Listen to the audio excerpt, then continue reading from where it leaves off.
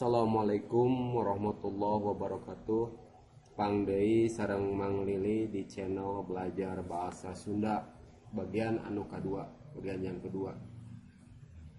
Punten atau kata punten merupakan ibaratnya mantra saktinya orang Sunda. Kenapa bisa begitu ya? Coba kita lihat. Nah,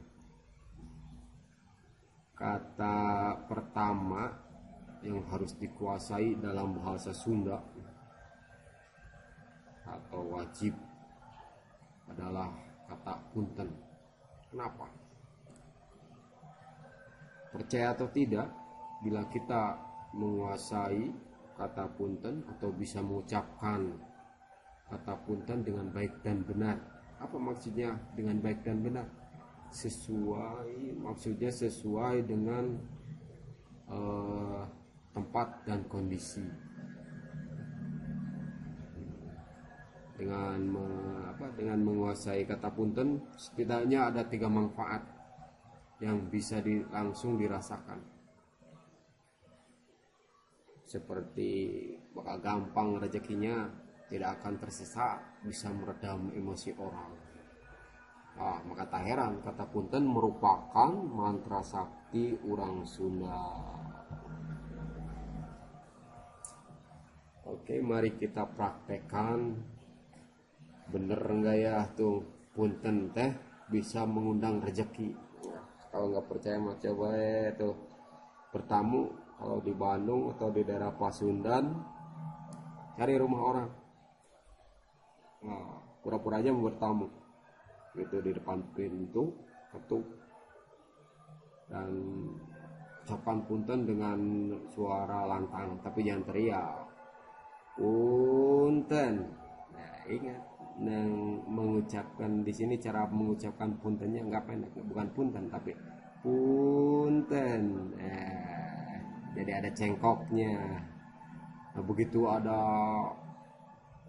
tamu yang mengucapkan salam, punten, orang yang di dalam rumah pasti langsung jawab mangga. Orang Sunda gitu, orang cuma ngasih salam dikasih mangga. Yang kedua, manfaat atau khasiat atau kehebatan kata punten. Siapapun kalau mau nanya apapun, asal di depannya kita ucapkan dulu punten, nah, pasti ada jawabannya. Dengan catatan yang ditanyanya tahu. Kalau yang ditanyanya nggak tahu gimana? Momennya nanya jalan. Punten Bu, kami jalan ke Dago. Kalau jalan ke Dago itu naik angkot mana? Kalau si ibunya tahu, berarti kita lagi beruntung, pasti langsung jawab. Tapi kalau si ibunya nggak tahu, jangan khawatir, puntennya dibalikin ke kita. Punten ibu nggak tahu, ya kan? Jadi punten merupakan di sini berkekuatan supaya kita tidak tersesat. Yang ketiga, punten juga sangat ampuh meredam emosi seseorang. Misalnya kita lagi jalan terburu-buru atau jalan di Bandung itu sambil lihat-lihat ojang garulis, nggak sadar di sebelah, di pinggir jalan sebelah trotoar beca lagi ngetem, lagi nangkring, kita kepleset nabrak tuh, becanya ketabrak sama kita. Simang yang lagi nundutan. Nah, yang lagi nundutan itu kalau bahasa Indonesianya teh setengah tidur di dalam beca, merem, kaget, langsung loncat, pasti langsung marah. Gak usah panik, kita mundur selangkah, langsung bungkukan badan. Atau punten mang tengah hajat. itu tadi abi lumpangna malaweng ampun nu rilis gitu, dijamin tuh si Mang nggak bakalan marah. Tapi namun si Mang masih marah, mau ucapkan lagi aja punten punten Mang, abi banyak kabur ya. Gitu. Nah,